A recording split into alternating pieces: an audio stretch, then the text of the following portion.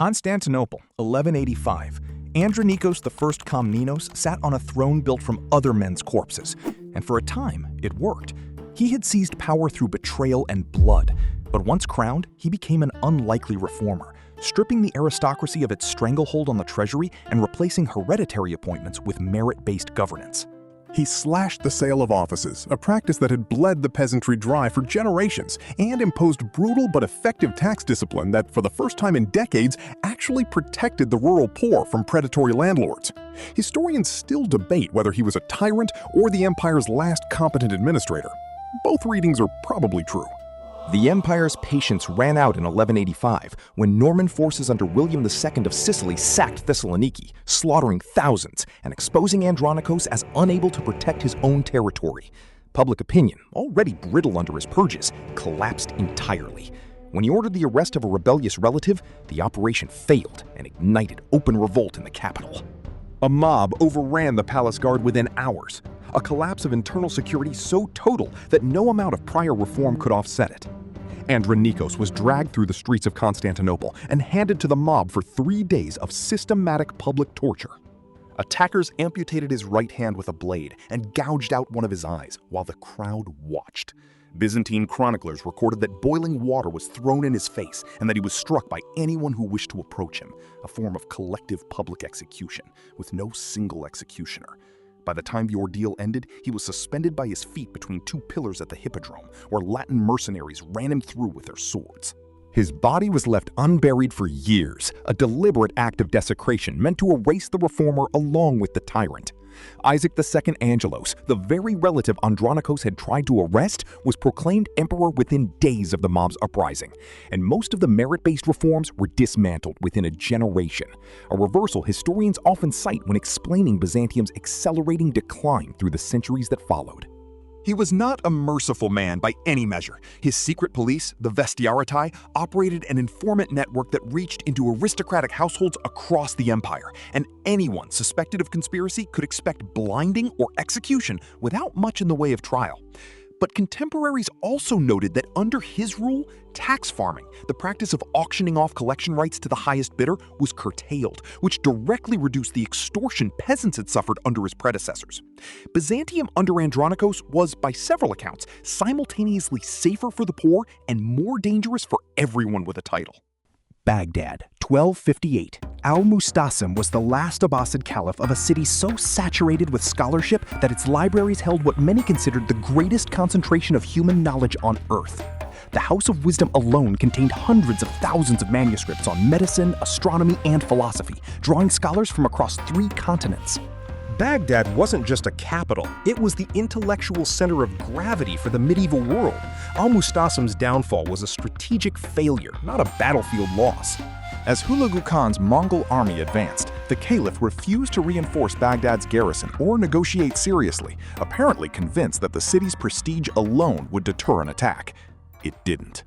Mongol engineers, drawing on siege expertise gathered across a decades-long westward campaign, broke the river dikes along the Tigris and flooded the terrain surrounding the city, cutting off any organized retreat before a single wall was breached. Once the flooding trapped the defenders, siege engines reduced Baghdad's fortifications in a matter of days. What followed was one of the deadliest urban destructions in pre-modern history. Mongol accounts and contemporary chroniclers describe the Tigris River running black with ink from the ruined libraries and red with the blood of the executed. Under Mongol custom, royal blood was forbidden from touching the ground, so Al-Musta'sim was wrapped in a carpet and trampled to death by horses, a method reserved specifically for high-status prisoners. He was forced to watch the destruction of his capital first. Some historians estimate the death toll from the sack at several 100,000, though exact figures from the 13th century are inherently unreliable and likely inflated by both Mongol propaganda, which wanted the massacre known, and later chroniclers writing from a position of grief. What is not disputed is the scale of the intellectual loss. Centuries of accumulated scientific and philosophical work, some of it unique and never copied elsewhere, was destroyed in a matter of weeks. A rupture in the transmission of knowledge that historians still cite when explaining gaps in the medieval record. Navarre, 1387. Charles II, remembered by history as Charles the Bad, was one of the most notorious political operators of 14th century Europe, a king who survived multiple wars, betrayals, and alliances through sheer calculation. By the end of his reign, however, he was suffering from a severe and painful physical ailment, described by contemporary sources as leaving him partially paralyzed and in constant pain, possibly a neurological or circulatory condition that medieval medicine had no real name for. His physician prescribed a treatment documented in period medical practice, wrapping the patient's body tightly in linen bandages soaked in brandy or another distilled spirit, intended to stimulate circulation and warm paralyzed limbs through the alcohol's effect on the skin. This was not an isolated quack remedy. Alcohol-soaked wrappings appear in several medieval medical texts as a treatment for numbness and poor circulation, however dangerous the practice sounds today. The procedure required an attendant to trim loose threads from the wrapping, and according to the near-contemporary chronicler Froissart, a servant used an open candle flame to burn away a stray thread instead of cutting it with scissors. The brandy-soaked linen ignited instantly. Modern historians treat this account with some skepticism, since Froissart was known to embellish, but it remains the standard record of the king's death, burned alive inside his own bandages, in his own palace, by his own prescribed cure. What makes the story more than a grim anecdote is how ordinary the treatment was for its time. Physicians across medieval Europe used alcohol-based topical applications for a range of circulatory and nervous complaints, and the brandy wrap prescribed for Charles was consistent with contemporary theories of humoral medicine, which held that warming the body's extremities could restore balance to a patient's constitution. The tragedy was not the treatment's strangeness, it was the mundane human error, a servant reaching for the nearest flame instead of a blade, that turned a standard procedure into a catastrophe. Fotheringay Castle, February the 8th, 1587. Mary Stuart, former Queen of Scotland, spent nearly 2 decades as a prisoner in England, the living embodiment of a rival claim to Elizabeth I's throne. As a Catholic monarch with a legitimate bloodline to the English crown, she became the natural figurehead for plot after plot aimed at restoring Catholic rule. Her downfall came through cryptography, not combat. English intelligence, run by Francis Walsingham, had already compromised the courier network Mary believed was secure. Every coded letter she sent discussing the Babington plot to assassinate Elizabeth was intercepted, decrypted, and copied before delivery. The forensic paper trail was damning enough to convict her under the Act for the Queen's Safety, a law written specifically to make such a conviction possible. Her execution itself became infamous for its failures. The executioner's first strike missed its mark and struck the back of her skull instead of her neck. A second blow was needed to finish severing the spine, and by some accounts, a third stroke was required to fully detach the head. When the executioner lifted the severed head to present it to the crowd, her auburn wig came away in his hand, exposing close-cropped gray hair beneath. Witnesses reported the head fell to the ground, and in a final macabre detail, her small pet dog was found hiding beneath her skirts, refusing to leave the body.